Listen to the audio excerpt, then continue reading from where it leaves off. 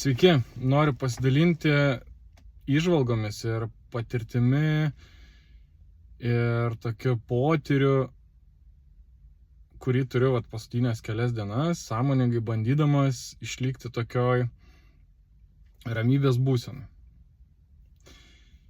Ir šis etapas 2 dienų, jisai nėra įprastas bent jau man, nes būnant, tarkim, kažkur atsiskyrime arba ramesnėj aplinkoj, kur yra mažiau veiksmų, mažiau kažkokių darbų, mažiau pokalbių, yra visai lengva būti tokiam ramiam būvyje,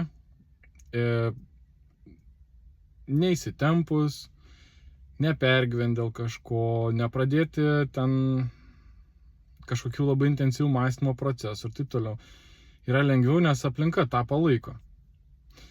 Ir dabar, pavyzdžiui, esu tokioj, sakyčiau, judrioj aplinkoj, Vilniuje, ofise, kur daug žmonių, kur daug reikalų, kur klientai man skambina, rašo laiškus, aš turiu atlikti tam tikrus dalykus, ne viską spėju, bet randu ramiai būdų, kaip susitvarkyti ir vis tiek visiems, kad viskas gerai būtų. Ir esmė yra tokia, kad aš jau žinau, kaip yra malonu ir gera būti ramybėje, dėl to, kad turiu šitą patirtį. Ir šitą patirtį aš turiu ganėtinai stiprią ir ilgai besitęsiančią iš atsiskyrimų, kurie trukdavo po 10 dienų. Tai būdavo meditacijos atsiskyrimai, kur medituotojai nekalba, galim medituoti po 10 valandų per dieną ir panašiai. Ir pasidalinsiu vienu tokiu patyrimu, kuris vyko vieno iš tų atsiskyrimų metu. 5 dieną, gal maždaug 6 dieną,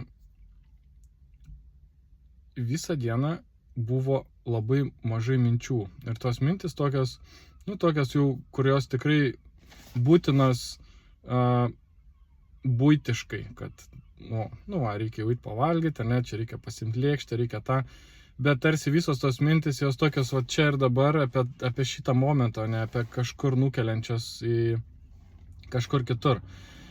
Ir aš tai būnu visą dieną ir geras jausmas.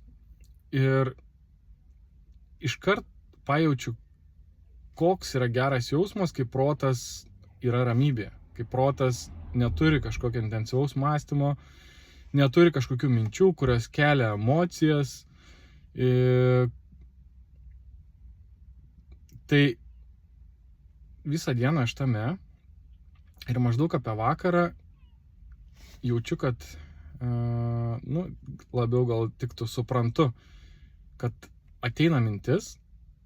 Ir tada jau jaučiu, kad už jos yra emocinis potencialas. Jinai ateina su tokiu, su emocija, kuri yra stipri. Ir būtent tuo metu supratau, kad viskas, baigėsi mano ramybė, nes prasidės mąstymas. Prasidės intensyvus mąstymas, nes ta mintis atėjo su emocija, tarsi reikia išspręsti. Ir aišku, aš gal taip juokais pagalvojau, kad viskas, baigėsi ramybė, reiks dabar mąstyti. Ir taip vos ne savo pasakiau, kad jau jaučiu, ateina mintis, pradeda mąstyti, toks prasideda. Ir iš tikrųjų tai prasidėjo. Ir vėlgi šitoj situacijai gali būti taip, kad aš išlaikysiu sąmoningumą ir save po minutės 2 pagausiu, sakysiu, palauk, žiūrėk, tu pradėjai mąstyti. Taigi buvai prieš tai ramybėj. Bet tuo atveju emocija buvo stipri ir mano sąmoningumą jinai užgožė. Aš įsivėliau į mąstymą. Mane užvaldė emocija. Tai nebuvo kažkokia ar pyktis, ar nerimas, ar kažkoks, bet tai buvo pakankamai stipru, kad aš pamirščiau savo pagrindinį tikslą tos dienos, išlaikyti ramybę. Tai čia yra keli dabar aspektai šito istorijai. Pirmas, kad apskritai apie šitą tokį dalyką, kad galima taip gyventi, įvaldžius tą ramybę.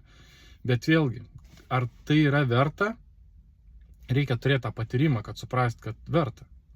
Tai aš, kaip sakiau, turėjau patyrimą. Čia tik vieną iš patyrimų pasakojau per šitą retrytą, nes tada buvo labai akivaizdu tas kontrastas, kai aš būnu be mąstymo, tiesiog labai paprastai, žiūriu, tyrinėju, nieko nemastau, tiesiog būnu ir geras buvimas, tiesiog gera būti, malonumas. Įsivaizduokit, galima palyginti turbūt su tom, kai po darbo dienos atsipalaiduojat, pradeda daryti tai, kas malonu, ne? Ir ateina geras jausmas.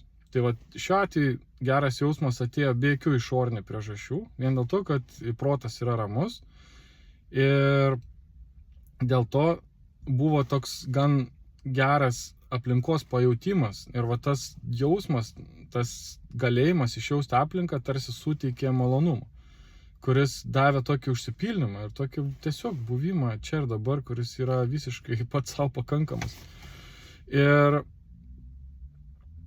taip, tai tada atėjo mintis, prasidėjo mąstymas ir viskas pasibaigė. Ir aš prisiminiau, tik kitą dieną išnarplėjau šitą situaciją, kas vyko prieš tai dieną ir labai aiškiai supratau, kaip tai veikia, kad ateina mintis, jin turi emocinį potencialą, jinai jinai duoda tą kibirkštį mąstymui, kuris gali būti labai toksai intensyvus ir iš karto jisai uždeda kažkokią emociją ir gali ateiti kažkoksai liūdesys, gali ateiti įtampa, gali ateiti nerimas, kas tik norit gali ateiti, nes mąstymas jisai neaišku, į kurią pusę nukryps ir kokius atsiminimus iškels, kokius įsitikinimus iškels ir nuo to priklauso emocija, kurioje mes ir gyvenam. Tai čia vienas dalykas, kai tai gali vykti ir retryte, bet tai gali vykti, atsiskyrime, bet tai gali vykti ir tiesiog ofise. Leisti savo būti ramybėj, leisti savo būti jausme. Mano praktika, kaip aš tai leidžiu savo daryti, tai stengiuosi kūno pojūčius išjausti. Bent jau tada, kai kažkur į pertrauką, visą laiką taip į kūno pojūčius, į eiseną savo kreipiu dėmesį, kad eičiau lėtai, kad jausčiau kūno raumenis, kūno dalis ir stengiuosi neskubėti. Tas labai svarbu, nes skubėjimas tai iškart, jisai nuo jausmo iškart išjungia jausmą. Neskubėjimas tai iš proto yra.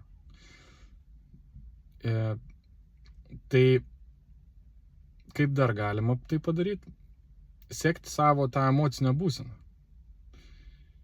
Kai yra stiprus noras būti ramybėj, tai aišku, vis pirma turi būti stiprus noras, nes jeigu noras nėra stiprus, tai pagundų yra per daug, sakyčiau, šių dienų pasaulyje, kad išlikti ramybėje, pagundų yra per daug ir per stiprių.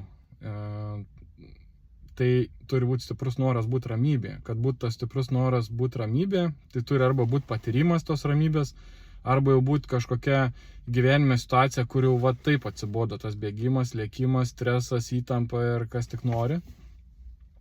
Ir tada galima būti ramybėje ir veikti iš ramybės. Ir čia tada yra tas būvis žmogaus, kai žmogus dirba tos darbus, kurias reikia dirbti, skiria jiems tiek energijos, kiek jam reikia skirti, nei daugiau, nei mažiau, nei įsitempia, tai reiškia, jeigu neįsitempia, tai nepervargsta. Jaučia, taip adekvačiai jaučia, kada laikas į pertrauką, kada laikas dirbti. Dirba tos darbus, kurie pagal prioritetus, nes jeigu jisai yra emocijose kažkokiose, jis nori imti kažkokių lengvesnių darbų. Arba jeigu yra stipriai prote, vėl ten gali būti kai kurie protas gali įtempti psichiką, įtempti mūsų tas emocijas ir tada sunkus darbai bus dar sunkesni, atrodo, nes tada įtampa. Atrodo, kaip čia sunku. O atsipalaidavimo būsena ir noras iš jos neišeiti, ir duoda tokį tinkamą pagrindą, kaip dėliotis darbus ir savo, ir kitiem, kad visi būtume tame, visi būtume ramybėj, visi būtume kažkokiam tokiam lengvume, paprastume, toj tėkmėj ir iš jos viską darytume. Ir gal kartais netgi reikia susitaikyti, kad bet kokia kaina tame būsim. Nes gali būti visokių minčių, kad palauk, jeigu aš tai būsiu ilgai, tai gal aš neuždirbsiu daug pinigų, gal aš ten to 3, 4. Aišku, iš pradžių tokios mintis jos kyla ir, tarsi reikia mąstyti, o kaip aš galiu, ramiai būdamas vis tiek pasiekti tai, ko noriu, bet kartais reikia sakyti, o man nesvarbu, aš vis tiek tai darysiu, kad ir kas nutiktų. Bet kuriuo atveju iškelti į pirmą vietą. Ir kai mes tai išsikeliam į pirmą vietą, tą vis geriau galim įvaldyti. Ir tada aplinka nebeišmuša iš mūsų to, nes vis tiek aplinka, jinai, žmonės, jie gyvena savaip. Kiekvienas savo turi kažkokį ten gyvenimo ir kiekvienas, su juo susitikus, jisai spinduliuoja tai, ką jis turi. Reikia visada išlaikyti tai, ką aš esu nusprendęs. Ir va čia jau atsiranda meistrystė, kaip išlaikyti. Nes gali būti, kad mums faina, mums patinka, mums gera, bet į mūsų tą kėsinasi pastoviai visą dieną. Tai kažkokie laiškai ateinantis ir bandantis mus kažkaip tai paskubinti, tai žmonės, kurie bandantis kažkaip į savo nuotaikas įtraukti, tai kažkokios aplinkybės, kurios ten vėl kažkokių turi dalykų, kur taip ir stengiasi ištraukti. Tai šitas sprendimas būti ramybėje, būti tokioj tėkmėj, būti geroj nuotaikoj, būti pozityvė, jeigu jisai yra pakankamai stiprus ir mes suprantam viso šito vertę, reikšmę, aš manau, jis turi didžiulį potencialą ir čia yra teisingas buvimo būdas, nes jame galima išlaikyti tas šviesiasias gyvenimo pusės, kažkokį norą būti geram žmonėms, norą dalintis, norą būti tokiu, pozityviu, norą būti, viską, ką tik tai pozityvaus dabar sugalvoju, realiai viskas tas ir yra, kai yra ramybės būsena ir tokia pakeli būsena. Tarsi sumažėja to egoizmo, nes viduj kaip ir nėra skausmo. Nes tas egoizmas, jisai iš tikrųjų susižadino tada, kai skauda, kai nemalonu, nes tada norisi malonumo. O jeigu man jau dabar yra malonu, tai, aš tada reiškia kažkaip natūraliai nebe tiek į save noriu, jau galiu ir pasidalinti, arba galiu taip tiesiog funkcionuoti nesiekdamas malonumo. Ir viskas, čia jau automatiškai tas egoizmas sumažėja nieko nedarant. Tai toks būvis. Pavyzdžiui, po to kitas klausimas, aš ir galvoju apie tai, ar čia yra aukščiausias būvis, koks įmanoma. Tai nemanau, nes, yra, tarkim, galbūt ir kas sako, kad taip gyvenk, tai čia jau viskas, jau čia aukščiau nėra kur. Tai nemanau, bet čia yra, toks aukščiausias buitinis būvis, ką mes galim tiesiog, pasaulyje gyvendami įvaldyti. Ir tada nuo šito būdami, tarsi tai yra bazė, tada jau tenais dėti kitus žingsnius, kažkokias eiti praktikas, kurios gal sunkios, bet jos dirba su mūsų kažkokiam giliom pasąmonės tenais problemom, taip toliau, leidžia išlaisinti. O šitas tiesiog geras, ramus buvimas, jisai leidžia tokią kaip bazę turėti, iš kurios dirbti, turėti santykius, laisvalaikį, kažkokią gerą vidinę būsena, kurioje nėra ten kažkokios baimės, streso, įtampos ir negatyvo ir taip toliau.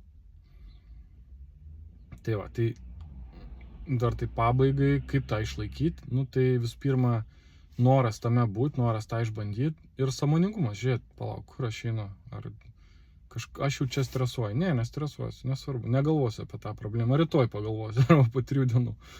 Ir taip į kiekvieną dalyką atsišaudyt, kad aš nenoriu dabar emociškai, atsiprašau, galbūt kitą kartą, bet nesistenk kitų žmonių irgi įtikinti, kad dabar tu irgi būk taip kaip aš, atsiprašau, aš vėliau, rytoj poryt pakalbėsim, dabar tiesiog laikas man įvaldyti šitą, aš noriu, 1 dieną, 2, jeigu galima, noriu.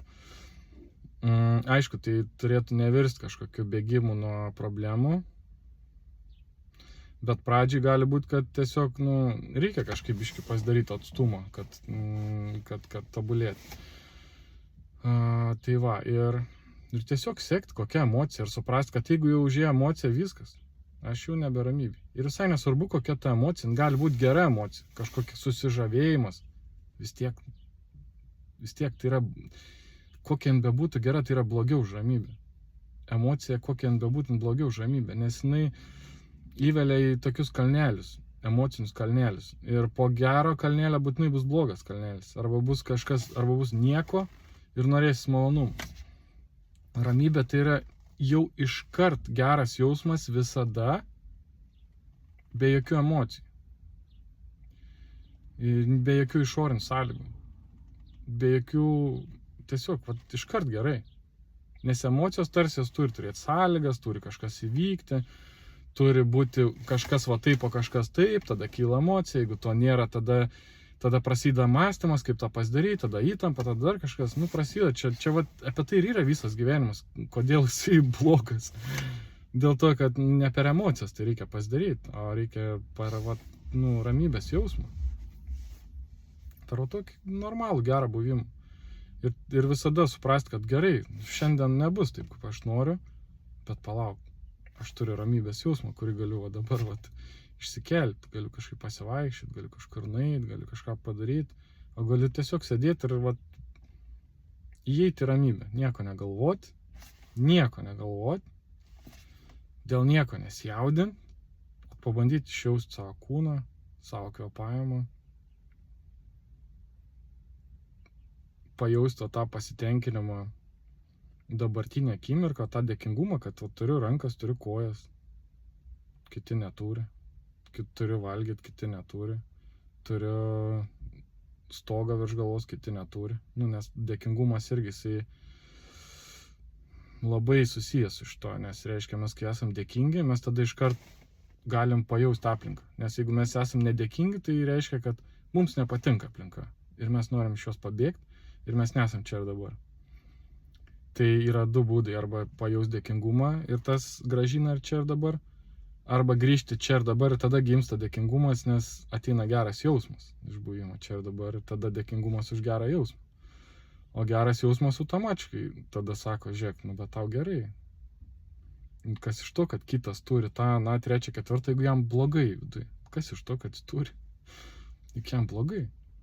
O tau gerai, tu sėdi, gal nieko neturi, gal blogas oras, gal tenais skolas, gal dar, bet tau viduje gerai. Išmokai susikurti, tau nereikia tų sąlygų. Ir tu gali tame būti, supranti, čia ir yra visa esmė, tai nieko nekainuoja. Tu gali tame būti neriboti, kiek tik nori, tau nieks to negali uždrausti. Taip, iš pradžių gal tai nebus paprasta, bet tai nieks negali to uždrausti, nieko nekainuoja, tai yra neribota, tai yra kiekvieno mūsų teisė ir mes galim su to jausmu visur vaikščioti. Tiesiog reikia išmokti apginti ir reikia išmokti jį įeiti. Šitai paprasta. Tai ir galbūt, kad jį įeiti, gal kartais reikia kažkokių praktikų padaryti, pamedituoti, grebefingą padaryti, gal jogą, aš nežinau. Kiekvienas savo turi maldą. Ir tada, kai jaučia tą gerą jausmą, supraskit, kad čia taip, kaip jūs jį įėjot, tai čia tik vienas iš būdų. Jūs galite įeiti tiesiog mašinai sėdėdami ir nieko nedarydami, įeiti, nuraminę protą. O protas, kai nurims, dings emocijos, kai emocijos dings ir jūs būsit patenkintas ten, kur esat, ateis geras jausmas. Užpildymas, malonumas. Ir vos tik įsijungs protas, visą tai baigsis. Nes protas sakys, žiūrėk, jau tiek valandų, tu neišsimiegosi, tu nespėsi. Tai va. Gerai, užteks. Ate.